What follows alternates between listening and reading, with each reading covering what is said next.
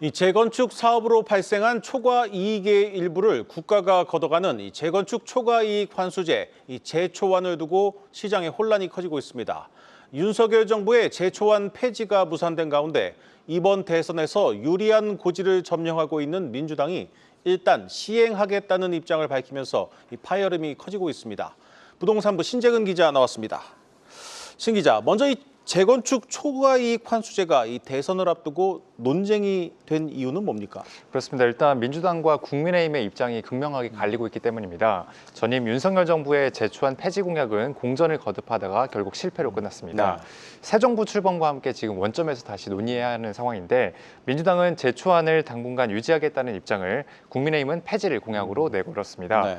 진성준 민주당 중앙선대위 정책본부장은 재건축을 했다고 해서 과도하게 이익을 누리는 것은 공공을 위해서 바람직하지 않다며 문제는 시행해 본 뒤에 부담이 어느 정도인지를 판단해 봐야 할 것이라고 말했습니다. 반면 정작 이재명 민주당 대선 후보는 아직까지 재초안에 대한 명확한 입장을 밝히지 않고 있습니다. 자, 뭔가 좀 예측하기 어려운 상황인데 그동안 눈치만 보던 일선 지자체, 이 구청들은 이 부담금을 부과하는 절차를 시작했다고요. 그렇습니다. 재건축 부담금은 집값이 비싼 서울 강남권을 중심으로 좀 더 부담이 커질 것으로 보이는데요. 네. 취재 결과 강남구와 서초구 모두 현재 부담금을 부과하는 행정 절차를 진행하고 있습니다.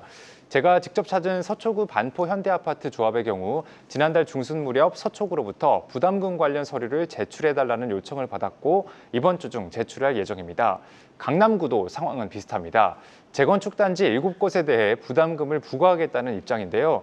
하지만 그렇다고 해서 구청이 언제까지 부담금을 내라 이런 식의 적극적인 모습을 보이는 건 아닙니다.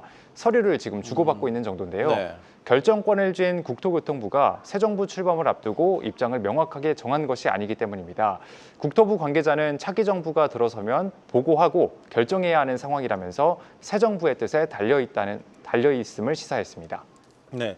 그렇다면 이제 민주당 뜻대로 재건축 초과이익 환수제를 일단 시행하면 시장에는 어떤 영향이 있는 겁니까? 아무래도 사람들이 이제 재건축을 꺼리게 되다 보니까 재건축 시장이 위축될 것이다, 이런 결과를 낳을 것이란 예상이 나옵니다.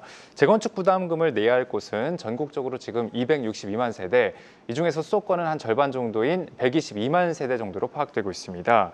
특히 재건축을 추진 중인 경기 분당과 일산 등 1기 신도시는 모두 재건축 부담금을 내야 할 것으로 보입니다. 가구당 평균 1억 원의 부담금이 부과될 것이란 전망도 나오는데요. 네. 이렇게 되면 재건축 사업성에도 영향을 미칠 것으로 보입니다. 부담금을 감안해서 사업성을 다시 계산하면 조합원들이 추가 분담금을 내야 할 수도 있기 때문입니다. 또 아파트가 준공될 때까지 정확한 부담금 규모를 알 수 없어서 사업의 불확실성이 높아지는 문제점도 지적됩니다. 자, 그런데 이재명 후보는 이 공급 확대의 일환으로 재건축을 활성화하겠다고 밝혔는데 그런데 왜 이 재초안에 대해서는 명확한 입장을 밝히지 않는 겁니까? 네, 재건축 활성화는 민주당이 기존에 추구해왔던 방향과는 좀 충돌하는 지점입니다. 네. 전통적으로 민주당은 재건축 재개발 정책과 거리를 뒀었는데 중도층 표심을 잡기 위해서 노선을 바꾼 걸로 보입니다. 네.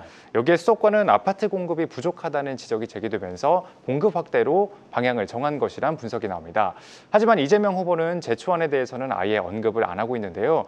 부자 감세다, 이런 프레임에 대한 부담과 함께 각종 지지율 조사에서 일강구도를 형성하고 있는 만큼 논란이 일고 있는 사안에 직접 언급하기보다는 침묵으로 리스크를 줄이려는 것으로 보입니다. 유력 대선 주자가 묵묵부답으로 일관하면서 시장의 불확실성을 키우고 있다, 이런 지적도 나옵니다. 이 만약 민주당 진성준 의원 말대로 만약 이 재건축 초과이익 환수제를 시행했다가 나중에 폐지할 수도 있는 건데 이렇게 되면 어떻게 됩니까? 업계에서는 이미 부담금을 낸 단지로부터 소송이 빗발칠 것이다, 이런 전망이 나오는데요. 우리만 부담금을 냈으니 억울하다며 돌려달라는 소송을 제기할 거란 겁니다. 이 때문에 애초에 말이 안 되는 시나리오다, 이런 말도 나옵니다. 만약 조합이 소송에서 이기면 부담금을 다시 돌려줘야 할 수도 있습니다. 실제 조합이 소송에서 이겨 부담금을 일부 돌려받은 판례가 있는 것으로 확인됐습니다.